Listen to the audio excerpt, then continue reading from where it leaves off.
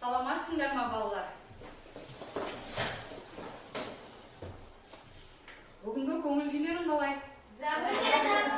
Жарайсыңдар, балалар. Енді біз бүгінгі көтеріңкі көңіл күйменен сабағымызды бастаймыз. Қанекей? Шұғылады қоңырда, біз сабақты бастаймыз. Партамызда отырып, жаңа білім алуға алға қадам аттаймыз. Жарайсыңдар, балалар. Отыра қойыңдар.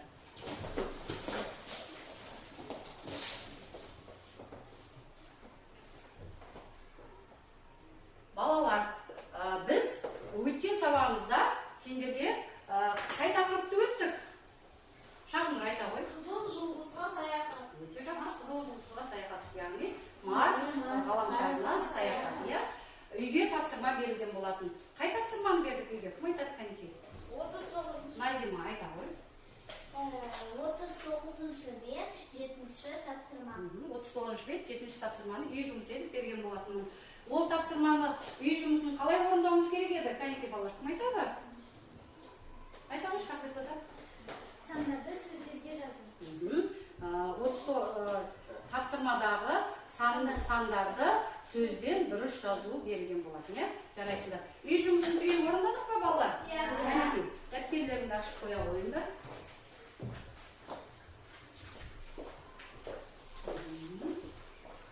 Жарайсың, шақыныр. Жарайсың.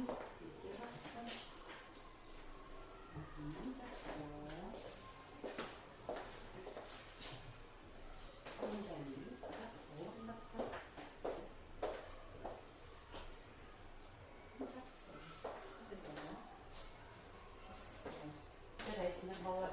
Үй жұмысын көздері орындаған екенбіз. Енді балалар, үй жұмысын мінекей мен өзімнің нұсқамды жазып келдім. Қанекей, осыған қарап дұрыс орындадық па, дұрыс орындамадық па, бір-бір тексеріп алсақ болады. Қанекей, тақтаға назар аударып тексеріп алайық. Сандарды сөздерге дұрыс жазу керек болатынбыз, иә? Енді қараңдар, балалар, мына жерде Шақыныр, тұрып оқи қойшы бірінші нені? 4-ші сәуір. 4-ші сәуір. Дұрыс жазылған ба, балалар? Дұрыс жазылған, иә? Шақыныр, енді қараңдар, балалар, біз бұл жерде нелерді көріп тұрмыз? Дұрыс, сандарды көріп тұрмыз, иә, балалар? Яғни, сандарды зерттейтін қай сөз табы еді? Сан есім. Сан есім, дұрыс, Шақыныр отыра ғой, жарайсың. Сан есім тұғын, иә, балалар? Сан есім мағынасына қарай нешеге бөлінеді? Айта ғой, Назима. Мағынасы қараға, 6-ға бөлінеді. Дұрыс, өте жақсы. Енді балалар қараңдар, тапсырманы түгелдей дерлік орындаған болсақ, тақтадан біз қанша түрлі сан есімді көріп тұрмыз? Кім айтады? Назима айта бере ма? Кәні? Шақыныр айта қойшы. Біз 2 түрлі сан есімді көріп тұрмыз. Қандай? Реттік сан есім, содан кейін есептік сан есім. Өте жақсы. Жарайсың, отыра ғой. Реттік сан есім дегеніміз не екен, Севжан? Айта қойшы. Реттік сан есімнің сандың реттігінің білдіреді. Иә, сандардың ретін білдіреді. Дұрыс, отыра ғой. Ал енді есептік сан есім деп айтты жаңа, иә? Есептік сан есім деген нені білдіреді, Мадина? Сан есімдің есебіні білдіреді. Сандардың есебін білдіреді екен. Жарайсың, Мадина, отыра ғой. Енді дұрыс, балалар. Енді мына жерде кәні бір-бір оқып өтейікші. Раханге орнынан тұрып, екінші сөйлем оқи ғой. 4-ші сәуір. Екінші оқи ғой. 31-ші тамыз. Қай сан есімге жатады деп ойлайсың? Реттік. Отыра ғой, жақсы. Дәулет, келесі сөйлемді оқи ғой. Жылдамдыдан. 6-ші жыл. Қай сан есімге жатады? Отыра ғой. Тұра ғой орнынан. Келесі сөйлемді оқи ғой. 1956 жыл. Қай сан есімге жатады? Реттік па, есептік па? Есептік. Сан есімге. Кім? Ясана оқи ғой, келесі. Соңғы сөйлемді. 1980 оқушы. Қай сан есімге жатады? Есептік. Есептік сан есімге жатады. Дұрыс, балалар. Жарайсыңдар. Тапсырманы түгелдей дерлік орындаған екенбіз. Жарайсыңдар. Енді балалар, өткен сабақта біз сендермен естеріңде болса, ғаламшарларды өткен болатынбыз, иә? Неше ғаламшар бар, балалар? Кім біледі? Айта. 8 ғаламшар бар. Дұрыс. Енді соның ішінде біз өткен сабағымызда қай ғаламшарды өттік деп айттық жаңа? Айта ғой, Назима. Қызыл жұлдызға саяхат. Дұрыс, қызыл жұлдыз ғаламшарына саяхат жасап, яғни қызыл жұлдыз Марс ғаламшарын өткен болатынбыз. Енді соған байланысты кішкене сұрақтар қояйын. Қызыл жұлдыз ғаламшарында тіршілік бар ма? Қалай ойлайсыздар? Қараңыз, бар ма тіршілік? Өмір сүру мүмкін ба? Өмір сүруі жоқ. Жоқ, мүмкін емес, жарайсың отыра ғой. Енді қызыл жұлдыз ғаламшарында тау бар ма? Амира? Біздің ғаламшарында таулар көп. Біздің ғаламшарымызға қарағанда жаңағы Марс ғаламшарында, яғни қызыл жұлдыз ғаламшарында нелер көп екен? Таулар, биік таулар өте көп екен, өте жақсы. Ал келесі, не үшін қызыл жұлдыз ғаламшар деп аталды? Қалай ойлайсыздар? Шахнур, жауап бере қойшы, не үшін? Сол ғаламшарда темір көп болғанда, сол күннің сәулелері жолға түскенде ол қызыл түске боялған. Содан кейін оны қызыл жұлдыз деп атаған. Өте жақсы балалар. Қызыл түске боялады екен, сондықтан да оны қызыл жұлдыз деп атаған. Өте жақсы балалар.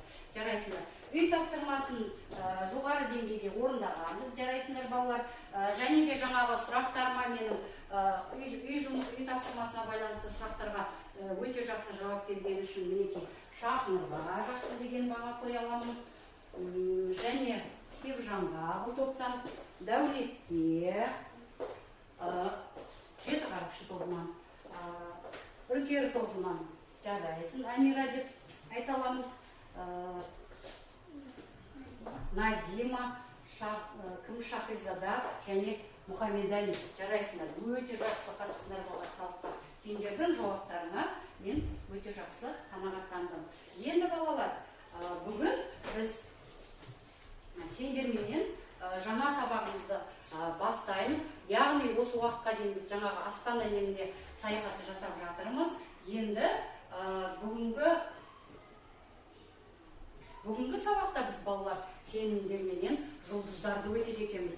Яғни біз сендерді бүгінгі сабақта, бүгінгі өтетін сабағымызға байланыстыра отырып, жеті қарақшы және үркер тобы деп екі топқа бөлдік. Яғни жұлдыздардың атауларына байланысты. Балалар, біздің бүгінгі сабақта меңгеретініміз үркер туралы аңызды оқиды екенбіз және аңызды ертегіден, әңгіме мен өлеңнен ажырататын боламыз. Түсінікті ме балалар?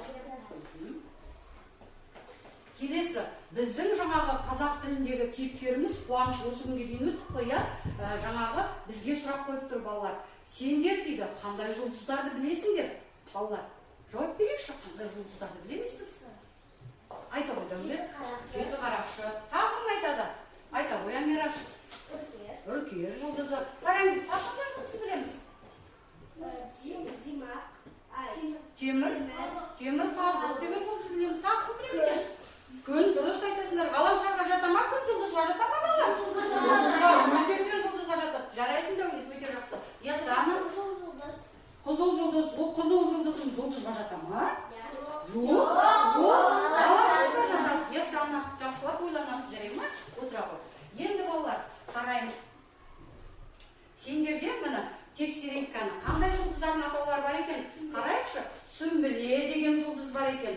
Күн міне жаңа айтып өтті, ғаламшарға жатпайды, үлкен жұлдызға жатады. Кейіпкер, яғни ғаламат жұлдызы. Жаңағы біздің сабағымызда өтіп жатқан міне жеті қарақшы менен, міне балалар, мынау жеті қарақшы жұлдызы және мынау темірқазық, ерекше жарқырап тұрған темірқазық жұлдызы. Үйір жұлдыз және анау шеттегі тұрған үркер жұлдызы екен балалар. Яғни біз бүгін сабағымызда осы жұлдыздарға байланысты аңызды жаңағы мәліметті білетін боламыз. Балалар, енді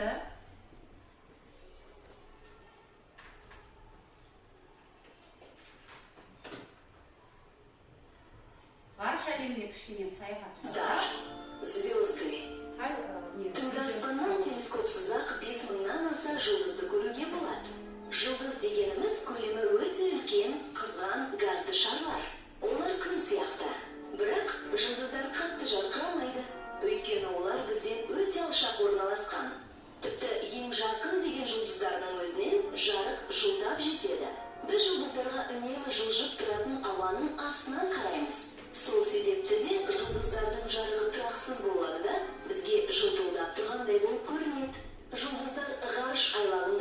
қатты жылдамдықпен жылжиды.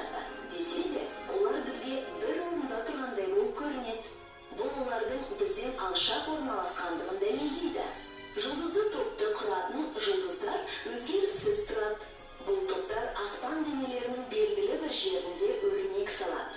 Оларды шоқ жұлдыздар деп атайды. Жұлдыздар әртүрлі жарық бөледі. Өйткені кейбіреулері ыстығырақ келеді. Бір жұлдыз қызыл болса, басқалары алмастай ақ болады. Ал күн сары түсті жұлдыз. Осыдан бірнеше ғасырлар бұрын өмір сүрген араб астрономдары жұлдыздардың көбісіне ат қойып қойған. Ал оншада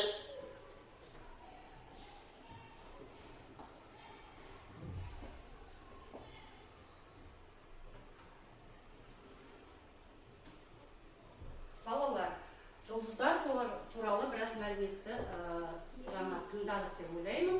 Енді мінекей біздің бүгінгі сабағымызға байланысты жаңа сөздерімізді, дәптерлерімізді ашамыз, балалар. Дәптерлерімізді аша қойыңдар. Жаңа сөздерді дәптерімізге жазып алайық. Бүгінгі күннің ретін жазамыз. Және тақырыбымызды жазамыз, балалар. Қатесіз, әдемілеп, аттазалып жазамыз.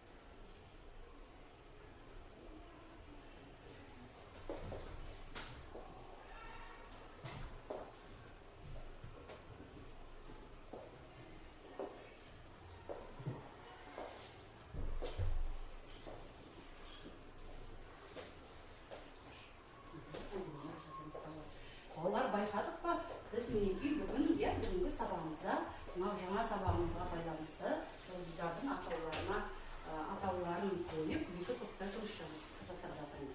Жеті қарақшы және түркілер бойында жұмыс жасап жатырмыз. Жарайсыңдар, қараңыз.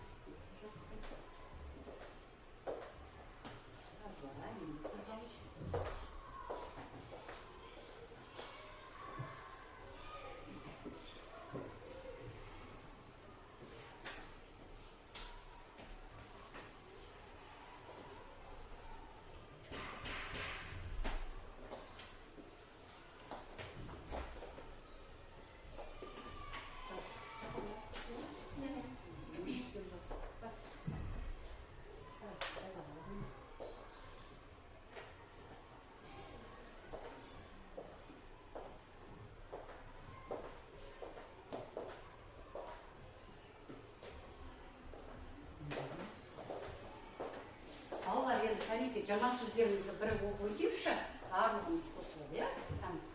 Жеті қарақшы, большая медведица, потеря утрата. Жарайсыңдар балалар. Жеті қарақшы дегеніміз мінекей міне тұр мына жұлдызымыз. Неге ұқсайды деп ойлайсыңдар балалар, қараңдаршы. Неге ұқсайды? Шахнұр, неге ұқсап отырсың? Жеті қарақшы жұлдыз.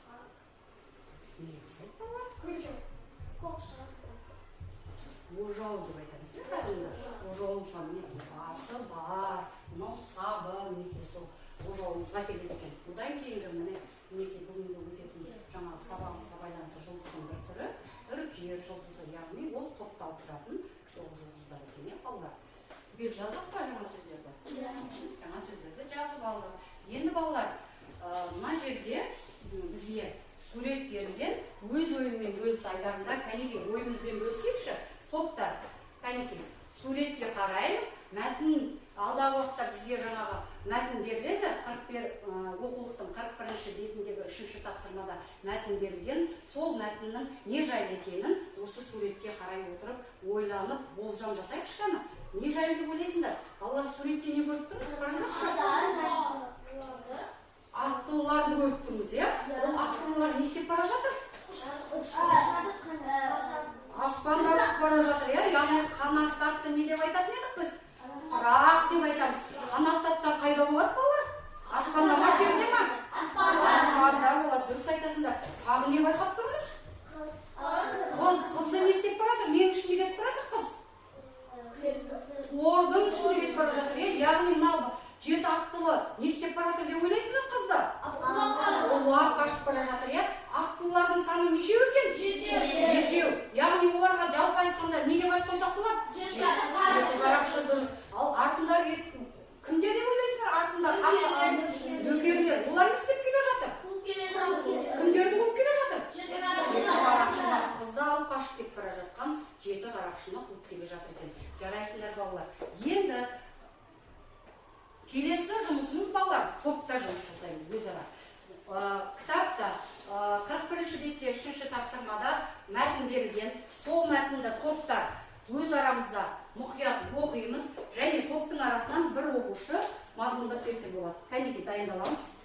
Кітапты алдымызға жақындатамыз, жақсылап оқимыз, түсініп. Үркер тобынан бір оқушы түсінігін айтады, 7 қарақшы тобынан бір оқушы түсінігін айтады. Дайындаламыз, кәнеки. Тақтадан оқысаңдарда болады қалды. Тақтадан.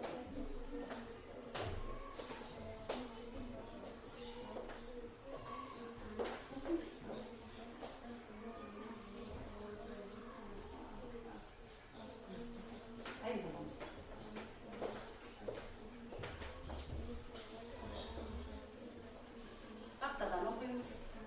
Тақтадан оқимыз балалар.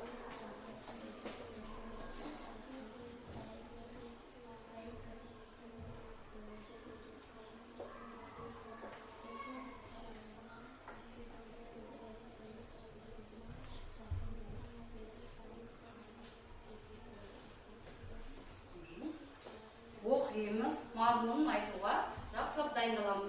Өзара топта ақылдаса отырып, орталарынан бір оқушы шығып, мазмұнын айтамыз. Жарай ма балалар? Өзара дайындаламыз және ақылдасып бір оқушыны шығарамыз.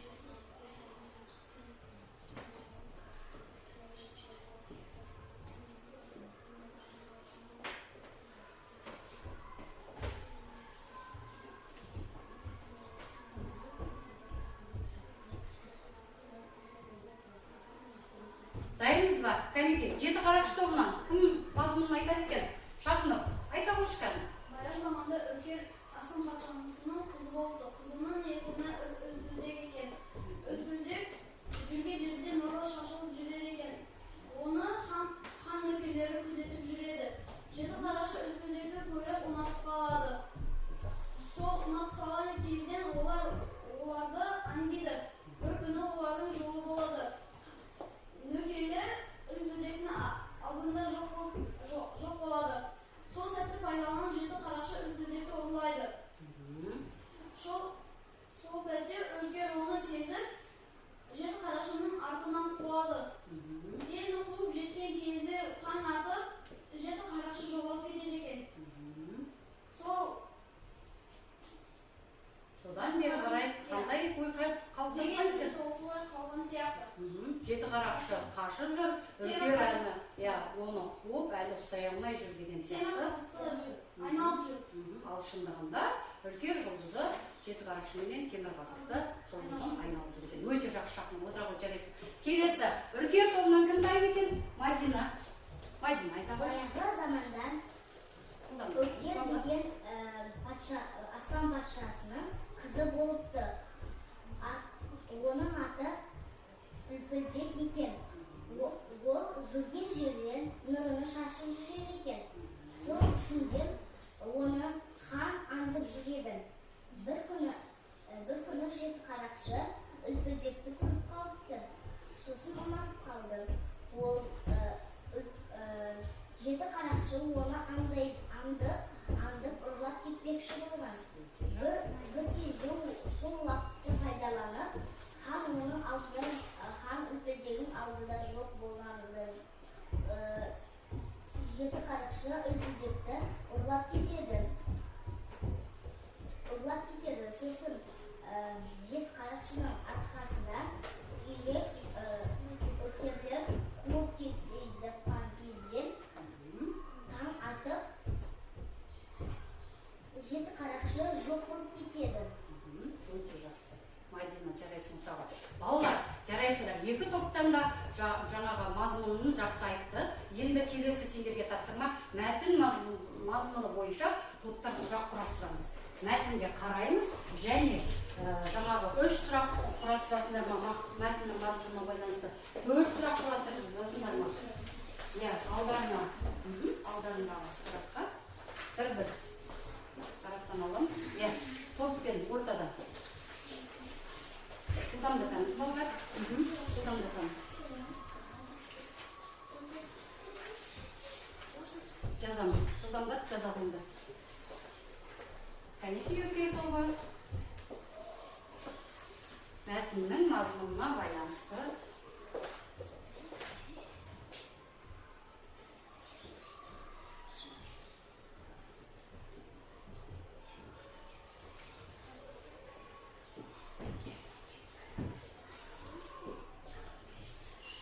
Боламыз, жылдамдатамыз балалар. Кәнеки.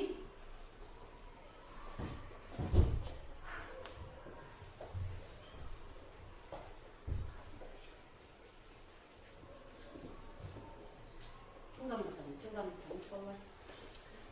Кәнеки. Өйекші жеті қарақшы тобы қалай жұмыс жасап жатыр. Жарайсыңдар балалар. 3 сұрақ. Мүмкіндік болса 4 сұрақ. Балалар, мәтіннің мазмұнына байланысты. Жылдамдатамыз. Кәнеки. Болдық па топтар? Кәнеки. Жеті қарақшы тобынан Шахнұр келе ғой тақтаға.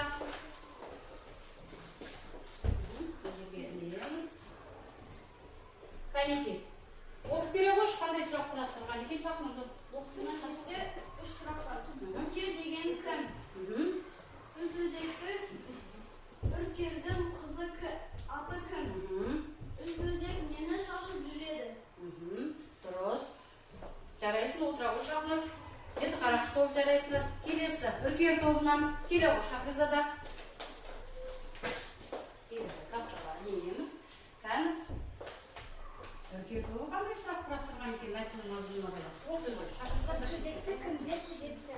Үркер деген кім? Үркердің қызы кім? Жақсы, өте жақсы. Отыра ғой. Балалар, енді бір-екі сұрақ қойып өтейін сендерге. Қараңдар, үркер деген кім екен балалар? Жеті қарақшы тобынан. Севжан, жауап бере қойшы. Үркер деген кім еді ол? Үркер деген кім? Бая бақшасы.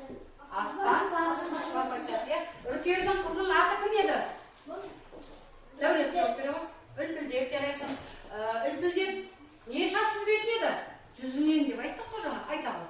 Үлпілдек нұрын шашып жүреді. Өте жақсы, жарайсың. Келесі топтан үлпілдекті кімдер күзетті? Мына топтан Мадина жауап бере қой. Қарақшы күзетті.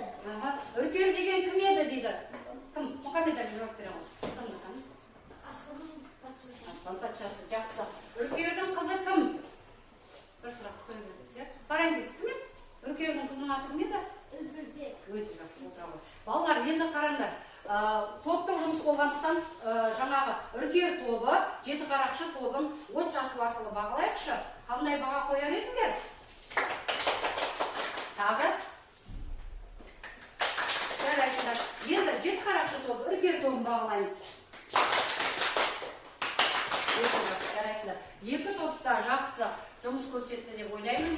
Мазмұнын жақсы баяндап берді. Сұрақтарды да дұрыс құрастырған. Енді балалар, сендерге келесі тапсырма бізде жұптық жұмыс балалар. Дәптерімізге қараймыз. Енді жаңа мен айтып өткенде сендерге бір түсіндіріп өтейін балалар. Бері қараймыз, назарымызды аударамыз. Жаңа біз оқып өткен мәтін. Енді қалай ойлайсыңдар? Аңыз жатады деп ойлайсыңдар ма? Ертегіге жатады деп ойлайсыңдар ма?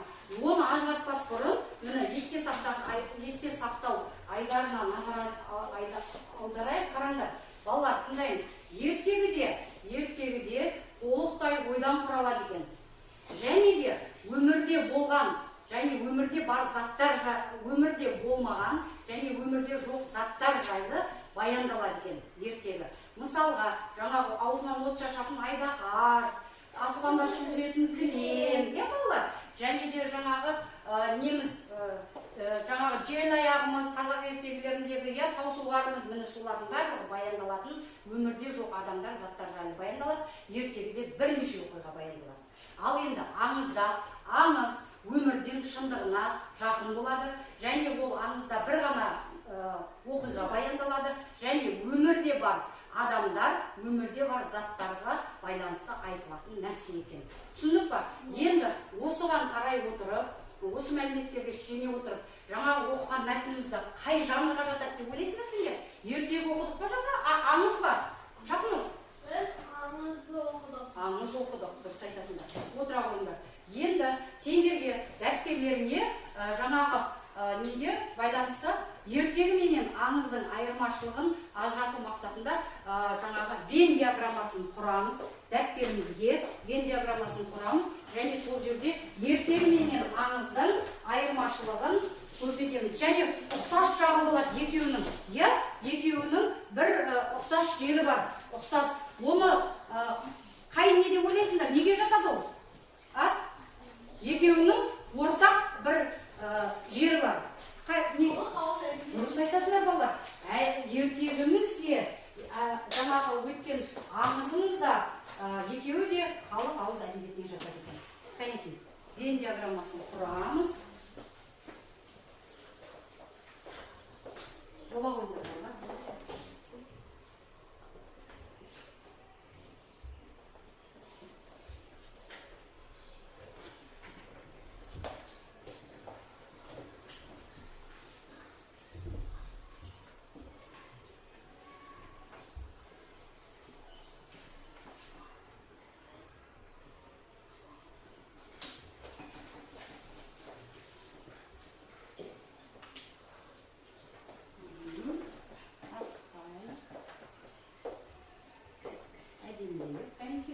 Қалай жұмыс жасап жатыр екен?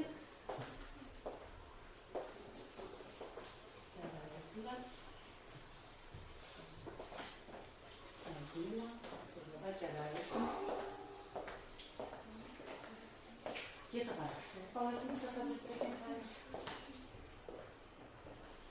Ертегінің аңыздан қандай айырмашылығы бар? Екеуінің арасында қандай ұқсас тұстары бар? Екеуіне ортақ қандай нәрсе ол? Екеуі де неге жатады? Соны ажыратып, Вен диаграммасында көрсететін боламыз балалар.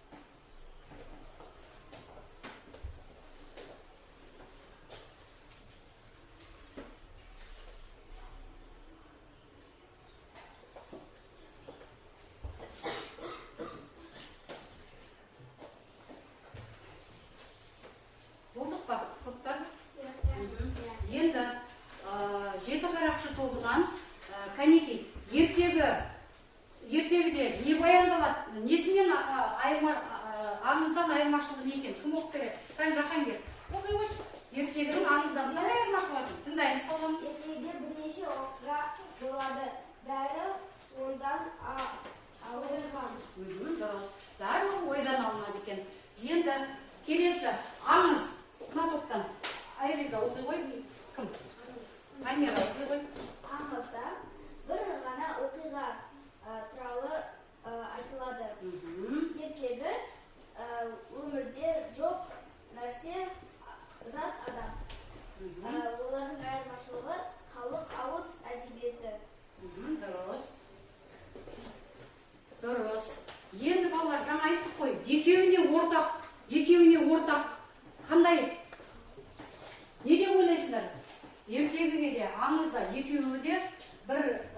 жан неге жатады?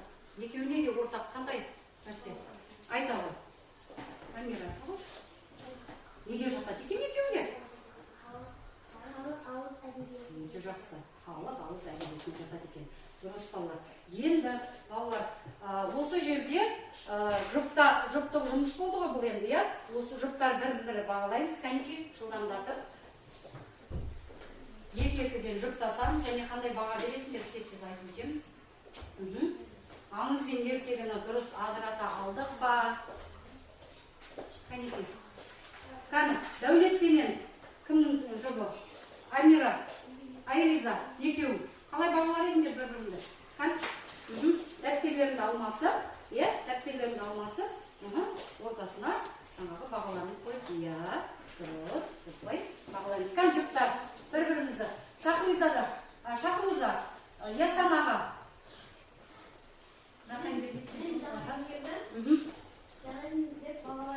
Жақсы. Отыра ғой. Мына топтан. Кәнекей. Фарагиз, Назимамен. Қалай бағалар едің өзің жұбыңды? Мен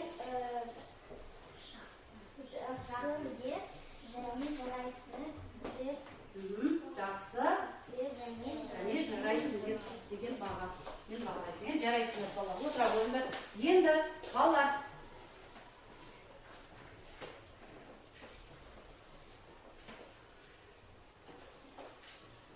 Енді балалар келесі мына шағын мәліметке назар аударайық. Қараңдар. Әдетте үркердің дейді жай көзбен ең жарық 9 жұлдызын көруге болады. Ал ерекше жағдайда жай көзбен 14 жұлдызға дейін көрінеді. Жұлдыздар шоғыры шамамен 100 миллион жыл бұрын қалыптасқан екен. Ұсақ тозаңдардан құралған тұманды жарық жұлдыздар шоғырының төңірегін айнала ұшып жүреді. Ғалымдардың айтуынша тозаңдар үркердің қалыптасқан кезінен қалған екен. Яғни балалар, жаңағы біздің өткен үркер шоғы жұлдызында негізінде 14 жұлдыз болады екен. Ол күн ашық болып анық көрінген кезде 14 жұлдыздың барлығы шоқ болып көрініп тұрады екен шоғырлан. Ал енді жай жағдайда 9-ы ғана көрінеді екен. Осы үркер жұлдызы 100 миллион жыл бұрын қалыптасқан екен. Жан жағына қарасаңда жаңа ақ тозаң болып өзі шаң сияқты болып көрініп тұрады. Сол пайда болған кезден бастап қалған деген мәлімет бар екен. Түсіндік па балалар? Енді келесі біздің жұмысымыз жеке жұмыс балалар. Осы жеті қарақшы және үркер тобындағы оқушылар әрқайсысының өздерінің топтарында септіктерге салып білеміз бе балалар? Қазақ тілінде неше септік бар еді? Дәулет? Септік бар. Жахангер, қандай атын айта өтсеңіз?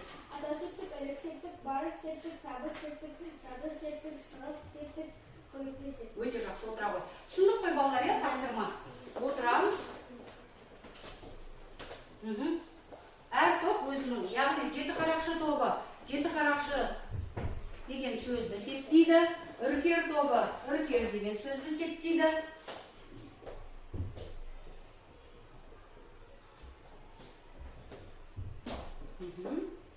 Асықпай, әдемілеп, қатесіз. Жарайсың, Мадина. Өте әдемі, таза. Ясамы. Жарайсың.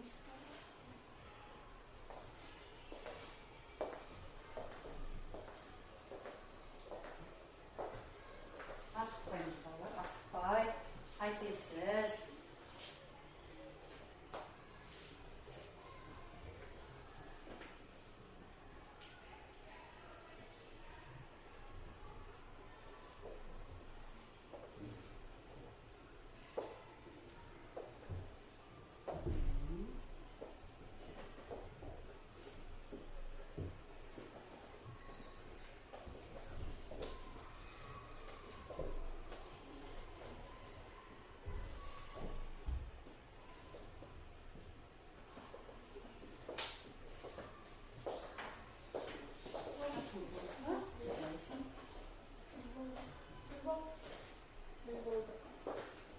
Үркер болды ма?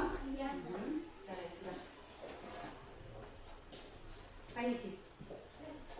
Мұхаммед Әли, үркер деген сөзді қалай септеді? Оқып бере қойшы? Үркер, ілі септік. Атау септігі. Атау септік. Не үркер? Ілі септік. Ненің үркерді? Қосымша. Бары септік, неге үркерде.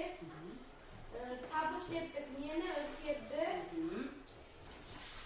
Жасыл септік, неде үркерде. Шығыс септік, денен, неден үркерден. Көмекте септік, кіммен үркермен. Немен отыра ғой жарайсың.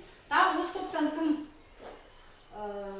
оқып бере ғой? Назима қалай септедің? Ақыл септік үркер, үміт септік үркерді, бар септік үркерге, табыс септік үркерді, жатыр септік үркерде, шығыс септік үркерде, көмекте септік үркермен. Жақсы, жарайсың. Енді жеті қарақшы тобынан Кәнеки, Сеужан, септеп болып па? Оқи ғой кім? Айриза.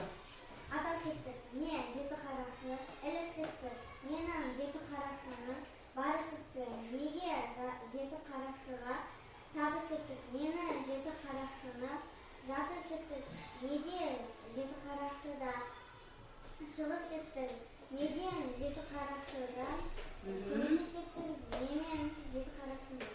Жарайсың, отыра ғой. Балалар, енді бұл жерде біз жеке жұмыс болғандықтан, жаңағы барлығымыз септеп үлгердік қой, қазақ тілінде жеті септік бар екенін білеміз, сұрақтарының барлығын білеміз, балалар. Енді осы жерде жаңағы бір-бірімізді бағалаймыз. Кәнеки, жаңағы кімге Айриза септіктерді оқып берді. Қандай баға қойар едіңдер? Кәнеки, жақан кел, бағалай қойшы Айризаға. Айризаның жұмысын қалай бағалар едің? Мен Айризаны жарайсың деп бағалаймын. Жарайсың. Жақсы. Шақырыза кімді ше? Шақнұрды жақсы септеген. Шақнұрды қалай бағалар едің? Екінші топ. Солай, үркері тобында. Үркері тобында. Мұхаммед Али. Мен Назиманы жарайсың. Тағы кім дұрыс септеді, Кәнеки? Мадина, Чықылығы. Мен Амира мен Шахизаданы жарайсың деп бағалаймын. Өте жақсы, жарайсыңдар балалар. Келесі бізде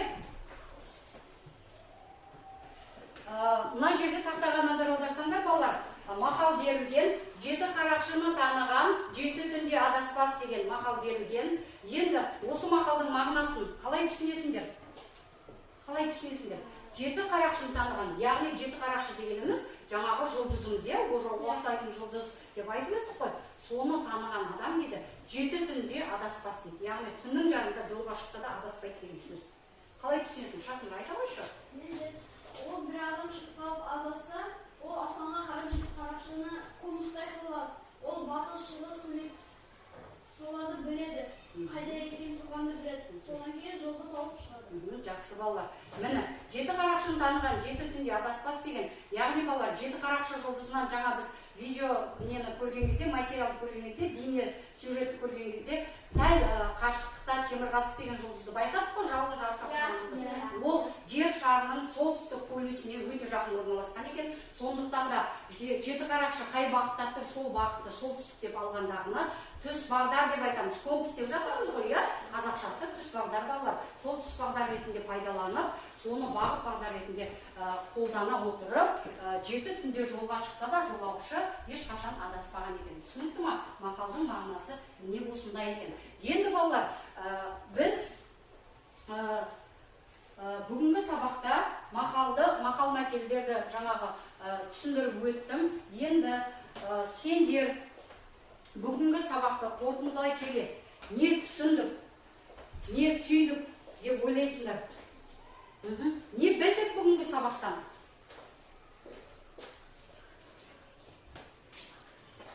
Айта ғой. Шақай кет. Айта қойшы. Не түсіндің бүгінгі сабақтан? Өмірде қандай бір жұлдыз бар.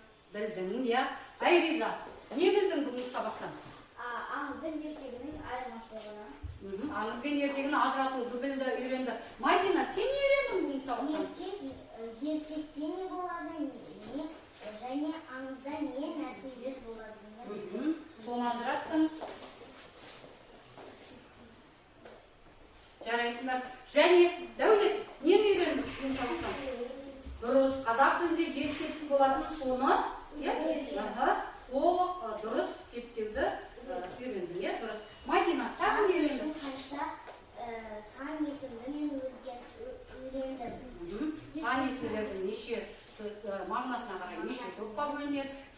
да ажырата берілген. Жарайсыңдар балалар. Енді балалар, енді сендер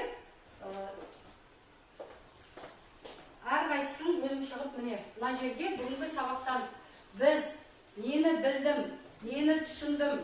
Иә, егер де бүгінгі сабақ сендерге түсінікті болды, маған жаңағы жұлдыздардың атауларын дұрыс түсіндім, септіктерді дұрыс септей алдым деп ойлайтын балалар, жаңағы сабақты дұрыс түсіндім, маған сабақ қызықты өтті деген оқушылар мінекей мына қызыл сары сандыққа өзіміздің атымызды жазамыз алдарындағы стикерге.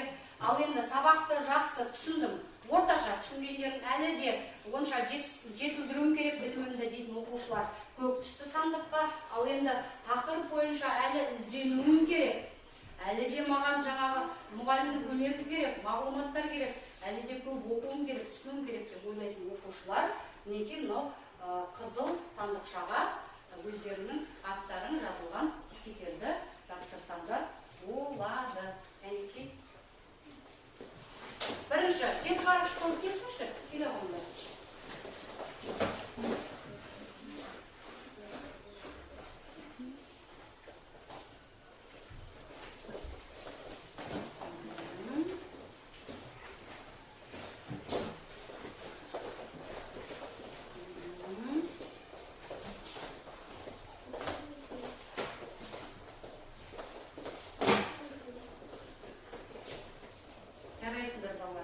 Енді бүгінгі сабақтан қаншалықты не түсінгенімізді білдік. Балалар, үркер тобы да бүгінгі сабақта жақсы көрсеткіш көрсетті деп ойлаймын. Жеті қарақшы тобы да өздерінің білімдерін қаншалықты бүгінгі сабақты қаншалықты меңгергенін, өткен сабақты да жаңағы жақсы ат салысты деп ойлаймын. Енді балалар, бүгінгі біздің жаңағы үйге берілетін үй тапсырмасы сендерге кітапта 41-ші бет 3-ші тапсырмада жаңа мәтін өттік қой. Мәтін өттік қой. Сол мәтінді жаңағы қайталап, жақсылап оқимыз. Мазмұнын жаңа әр топтан бір оқушы ғана айтып өттік қой. Енді келесі сабақта жаңағы мәтінді жақсылап оқып, сол мәтіннің түсінігін айтып дайындаламыз. Енді балалар, жаңағы осы оқыған мәтініміз аңызға жата ма екен, ертегіге жата ма екен балалар? Айта қойшы, Мадина. Ертегіге жатады. Аңызға жатады, иә? Аңыз мен ертегіні ажырата аламыз ба, Жахангер? Иә. Айырмашылығы не деп ойлайсың?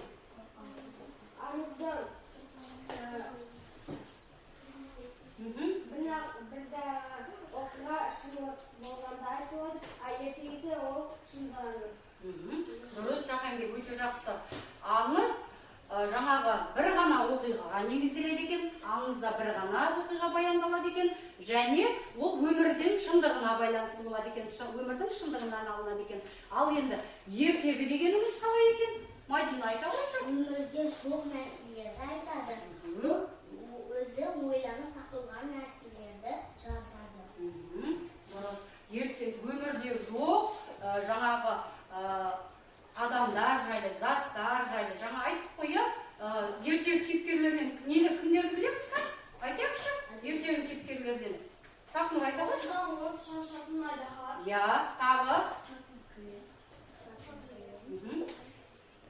Жарайсыңдар балалар. Сендерге бүгінгі сабақ түсінікті болды деп ойлаймын. Үй тапсырмасы орындалды, үйге тапсырма берілді, үй тапсырмасы түсінікті деп ойлаймын. Сау болыңдар балалар.